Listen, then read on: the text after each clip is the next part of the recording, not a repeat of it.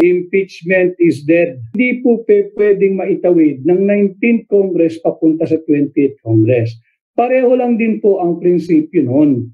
Para nang sa ganun, kung anuman ang political harassment or political maneuverings made by political actors and political players belonging to the 19th Congress will not be, shall never be carried on to the 20th Congress. Yan din po ang purpose niyan, para magkaroon ng hangganan ang political maneuverings, para po magkaroon ng hangganan ang political machinations, para po magkaroon ng hangganan ang political persecution. Pareho lang po yung prinsipyo niyan kung bakit isang impeachment complaint lamang ang maaaring bigyan ng due course sa loob ng 1 taon sa laban sa isang impeachable officer. Ganon din po yun.